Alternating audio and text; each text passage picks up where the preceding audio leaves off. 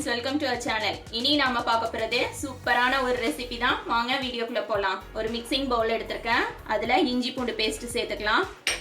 இஞ்சி பூண்டு பேஸ்ட் பாத்தீங்கன்னாக்கா 1/2 டீஸ்பூன் எடுத்துர்க்கேன். தயிர் வந்து 2 டேபிள்ஸ்பூன் எடுத்துர்க்கேன். அதையும் சேர்த்துக்கலாம். இது ஆனியன் பவுடர் மார்க்கெட்ல கிடைக்குது.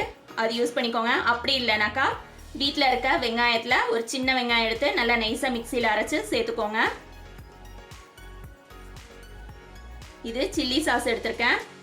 green chilli sauce, onion powder பாத்தீங்கன்னாக்கா 1 டீஸ்பூன் எடுத்துர்க்கேன்.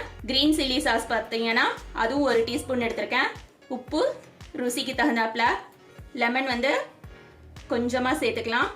1/2 டீஸ்பூன் அளவுக்கு சேர்த்துட்டா போதும். இது மார்க்கெட்ல fish fry மசாலான்னு கிடைக்கும். அது வாங்கி யூஸ் பண்ணிக்கோங்க. அது பாத்தீங்கன்னா 1 டேபிள்ஸ்பூன் எடுத்துர்க்கேன். காரத்துக்கு தனியா மிளகாய் தூள் ஆட் பண்ணல. ஏன்னா fish fry மசாலாலயே காரம் இருக்கும். இது அரிசி மாவு எடுத்துர்க்கேன். அரிசி மாவு பாத்தீங்கன்னா 1/2 டேபிள்ஸ்பூன் எடுத்துக்கிறேன். இதெல்லாம் மிக்ஸ் பண்றதுக்கு கொஞ்சமா எண்ணெய் சேர்த்துக்கிறேன். எண்ணெய் பாத்தீங்கன்னா 2 டேபிள்ஸ்பூன் அளவுக்கு சேர்த்துக்கிறேன். இது எல்லாத்தையும் நல்லா மிக்ஸ் பண்ணிக்கலாம். இது பாத்தீங்கன்னா கொடுவா மீன் எடுத்துர்க்கேன். கொடுவா மீன் க்ளீன் பண்ணி வச்சிருக்கேன். அதை இதுல சேர்த்துக்கலாம். இது பாத்தீங்கன்னா கொடுவா மீனோட செனை. இது மீனோட வயித்துல இருக்கும். இதுவும் எடுத்துர்க்கேன். இது ஃப்ரை பண்றதுக்கு நல்ல டேஸ்டா இருக்கும். ஃப்ரை பண்ணி சாப்பிட்டா. இது எல்லாத்தையும் நல்லா மிக்ஸ் பண்ணிக்கலாம். இந்த மாதிரி மிக்ஸ் பண்ணிட்டு ஒரு 10 மினிட்ஸ் வந்து ஊறுறதுக்கு விட்டுறலாம். அப்பதான் மசாலா எல்லாம் நல்லா மீன் உள்ள இறங்கும். நம்மளோட மீன் வந்து 10 மினிட்ஸ் ஆயிடுச்சு. நல்லா ஊறிடுச்சு. இப்போ ஃப்ரை பண்ண ஆரம்பிச்சிடலாம்.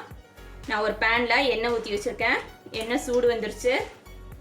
ஒரு பீஸா போட்டு பொரிச்சு எடுத்துக்கலாம். நம்ம ஃபிஷ் போட்டதுக்கு அப்புறமா எந்த டிஸ்டர்ப் பண்ணாம இருந்தா அது பாட்டுக்குள்ள அழகா பொரிய ஆரம்பிச்சிடும். இப்போ இன்னொரு சைடு நம்ம திருப்பி போட்டுக்கலாம்.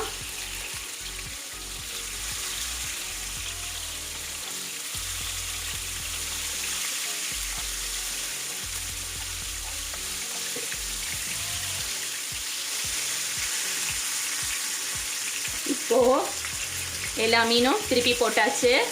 இந்த மாதிரி ஃபிஷ் ஃப்ரை பண்ணும்போது ஹோட்டல் டேஸ்ட்டில் சூப்பராக இருக்கும். ரொம்ப டேஸ்டாக இருக்கும். ஃபுல்லாக பொரிச்சுட்டு நான் காட்டுறேன். இப்போ பார்த்தீங்கன்னா நம்மளோட ஃபிஷ் வந்து ஃப்ரை ஆயிடுச்சு. எல்லாத்தையும் எடுத்துடலாம். நான் ஒரு பிளேட்டுக்கு மாற்றிடுறேன்.